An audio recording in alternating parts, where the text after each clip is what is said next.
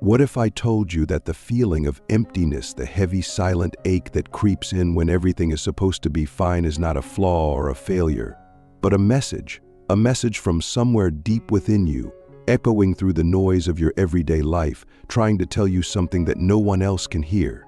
This video isn't for the surface level thinkers. This is for those of us who wake up sometimes and wonder, why do I feel this way, even when nothing is wrong? Why does life feel like a performance I'm too tired to keep acting in? Carl Jung didn't think emptiness was the end. He thought it was the beginning. He believed that when we feel empty, it's not because we are broken, it's because we are disconnected. Disconnected from something essential. Not from society, not from success, not from others, but from ourselves. And if you're still watching, maybe you felt that disconnection too. You've checked all the boxes. You've got the job, the relationship, the routine, maybe even the admiration of others. From the outside, you're functioning, but inside, something's missing, something you can't name. Jung would call this a spiritual crisis, a loss of the link between your outer life and your inner truth. And in a world that teaches us to chase more, faster, constantly, it's no surprise that so many of us feel hollow. We've been taught how to succeed, but not how to be whole. Here's the philosophical dilemma. Modern life is structured in such a way that it rewards the persona, the mask we wear, the likable one, the productive one, the strong one. But Jung's greatest insight was this: the persona is not the self. It is only the part of the self we've polished enough to show the world. And the rest, the fears, the dreams, the wounds, the desires we shove into the dark, into what Jung called the shadow. And the more of ourselves we exile there, the more hollow we become. Because how can you feel full when you're only living at 10% of your truth? Click subscribe to this channel to get more profound insights. Let's pause here and ask something dangerous. What parts of yourself have you abandoned to become who you are today? Maybe it was your creativity, maybe your anger, maybe your need for rest, or your wildness, or your belief in something greater. Whatever it was, you told yourself it wasn't practical or palatable, so you buried it. And now the emptiness you feel, that's the echo of those parts calling you back, not to punish you, but to reunite you. Carl Jung didn't believe in fixing people. He believed in integrating them, in helping them reclaim what they lost. And that's where our journey gets real. Because emptiness isn't a hole to be filled, it's a space to be listened to. It's a signal, a compass. And if we don't numb it or run from it, it can point us to the exact place in our soul that needs our attention. But here's the catch. Listening to your emptiness requires silence, and silence terrifies us. That's why we scroll. That's why we binge. That's why we chase goals we don't care about and stay in relationships that drain us. Because silence has a way of exposing what we've worked so hard to avoid. But if you can sit with your emptiness, truly sit with it without judgment, without trying to fix it, you begin to realize something profound. The emptiness isn't empty at all. It's full of truth. It's full of unmet needs, forgotten dreams, suppressed emotions. It's not a void, it's a voice. And when you start listening to that voice, your life begins to shift. Not dramatically at first, not with fireworks, but subtly, quietly. You start to notice what drains you, what excites you, what feels false, what feels real. You start to say no to things that used to define you and yes to things that scare you. Not because you figured everything out, but because you've realized that you're allowed to not know. You're allowed to wander, to question, to rebuild. Jung wrote, "The most terrifying thing is to accept oneself completely, but that's also the most liberating thing. Because when you finally accept the parts of you that feel broken or strange or inconvenient, the emptiness begins to shift. It no longer feels cold, it feels honest. It no longer feels like a problem, it feels like a path. And you begin to understand, emptiness is not the absence of meaning. It's the hunger for it. So here's the challenge. What if you stop trying to fill the emptiness and instead let it teach you? What would you learn if you saw your hollow moments not as failures of character, but as invitations to go deeper? Not to the life you were told to want, but to the life your soul actually longs for. This is not easy work. It's not sexy. It won't go viral in the way a giveaway or a prank might, but it might just save you. Because the truth is, we are all secretly starving for something real. And until we stop reaching outward for what can only be found inward, we will keep mistaking distraction for peace. But peace isn't found in noise. It's found in alignment. So next time you feel that ache, that strange, quiet emptiness that shows up in the middle of a successful day or a perfect moment, don't push it away. Don't cover it up. Ask it, what are you trying to show me? What part of me have I forgotten? What truth have I been afraid to face? And then listen. Really listen. Carl Jung didn't offer quick fixes. He offered depth. And that's what this video is about. Not escaping the emptiness, but understanding it. Not numbing it, but honoring it. Because once you do, you'll realize something most people never do. The emptiness was never the enemy. It was your soul, knocking gently, asking for your attention. The return to wholeness, how emptiness leads you back to your forgotten self. There is a strange and painful beauty to emptiness. When we finally stop running from it, when we sit in its quiet center, it reveals not just what's missing, but who is missing.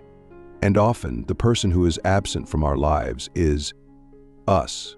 Not the version we perform, but the version we abandoned. The one who felt too much. The one who asked too many questions. The one who didn't fit into the mold. Carl Jung believed that healing is not about becoming someone new, it's about reintegrating the parts of us we left behind. We feel empty not because we are defective, but because we are divided.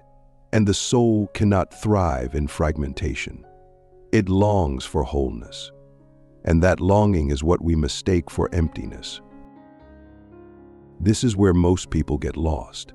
They sense the void, so they try to outrun it with external fixes, new relationships, new jobs, new goals.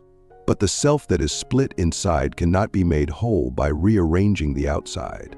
Jung called this the path of individuation, the process of becoming who you already are, beneath the layers. But don't confuse this with self-improvement. The world will tell you to become better. Jung tells us to become real, and that path is not linear. It's a spiral. You will revisit old wounds. You will doubt yourself. You will regress. But that's not failure. That's depth.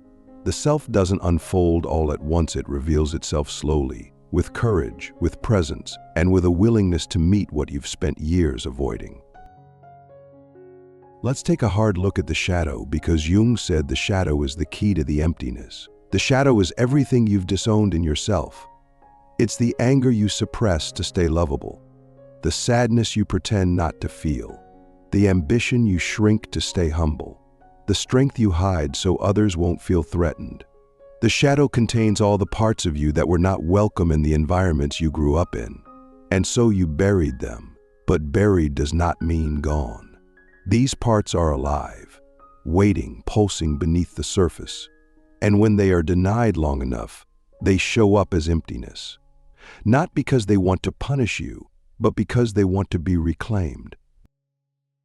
This is why the path to wholeness isn't about finding something new, it's about welcoming back what you've left behind. It's about saying to your inner child, the one who still feels unseen, I see you now. It's about saying to your own rage, you have a place at the table. It's about saying to your own grief, I will not rush you anymore. When you do this, the emptiness starts to transform. It doesn't vanish, but it shifts into meaning, into presence, into peace. And finally, you begin to feel at home inside your own being. Not because everything is perfect, but because nothing is exiled anymore. So ask yourself, what part of me have I disowned in order to survive? And am I truly willing to welcome that part back without judgment? This is the heart of Jungian healing. It's not intellectual, it's intimate. It's not about concepts, it's about contact with your inner world, with the forgotten self. with the sacred messiness of being human. Emptiness, then, is not the enemy. It's the door. And when you walk through it with honesty, with curiosity, with courage, you don't just find relief. You find yourself. The myth of the final answer. Why emptiness never fully leaves and why that's a gift. Here's the truth that most self-help books won't tell you. The feeling of emptiness never fully disappears. And that's not a flaw. That's not a failure of your healing journey. That's part of being human. Carl Jung saw this clearly. He didn't promise that once you integrated your shadow or discovered your inner self, you'd feel complete forever. He actually warned against the fantasy of completion. He believed the psyche is not a puzzle to be solved, but a mystery to be lived. And in that mystery, there will always be spaces that feel unanswered, holes that ache, longings that return, questions that remain open. But Jung didn't see that as a problem. He saw it as a pathway to depth. The emptiness, when accepted, not judged or feared, becomes a sacred companion, a reminder that you are still alive, still evolving, still unfinished, and gloriously so. This is where many people fall back into the trap. They try to kill the emptiness, fill it, drown it, cure it. But you can't cure a part of life that was never meant to be eliminated. Emptiness is not an error to be fixed. It's an invitation to return to yourself again and again at deeper and deeper levels. And each time you return, you discover that even the hollowness has texture. Even the silence has a voice. Even the ache has wisdom. Jung would say, the soul speaks in symbols, not solutions. And the feeling of emptiness is not a bug in your system, it's a symbol. A symbol that something wants to awaken. Something wants to be known, not in your mind, but in your being. So instead of asking, how do I get rid of this feeling? Ask this, what is this emptiness asking me to feel? What am I not facing? What part of life am I keeping at a distance? What truth am I afraid to admit? Because sometimes the emptiness isn't about what's missing, it's about what's been silenced. And sometimes it's not about trauma or unmet needs. Sometimes it's simply the echo of your soul stretching, expanding, preparing to enter a new depth. And that's something our culture rarely acknowledges. We're obsessed with certainty, with clarity, with tightly wrapped narratives. But life, Jung reminds us, is not a straight line. It's a spiral. You don't graduate from emptiness. You learn how to dance with it. Think of the great myths, the ancient stories. The hero doesn't find peace by escaping the underworld. They find peace by descending into it, facing what hides there, and returning with the wisdom they couldn't have found anywhere else. That's what emptiness is, a personal underworld. And when we avoid it, we avoid our own transformation. But when we enter it eyes open, heart soft, we emerge with something rare, self-possession. Not the shallow confidence of someone who's memorized the right affirmations, but the quiet power of someone who has faced their own void and lived to tell the story. So let's end with a question few dare to ask. What if the goal is not to escape emptiness, but to befriend it?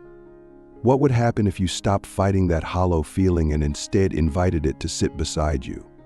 What if you treated it not as a threat, but as a teacher? What would it reveal? What would it change? And how would your life feel if you stopped chasing wholeness as a destination and started living it as a process? Carl Jung's truth about the feeling of emptiness is this. It's not a weakness. It's not a symptom of failure. It is a sacred signal that something deeper is calling you. And that call has no final answer, no perfect fix, only a journey, a spiral, a sacred, messy, beautiful return to who you really are. Not who the world told you to be, not who your ego is pretending to be, but the self beneath it all, the self that is always becoming. And if you can live from that space, if you can meet your emptiness not with fear, but with reverence, then you've already won. Because you are no longer running. You are no longer hiding. You are no longer split. You are living from the inside out. And that is what Jung was pointing to all along. Not a life without emptiness, but a life that is deep enough to hold it.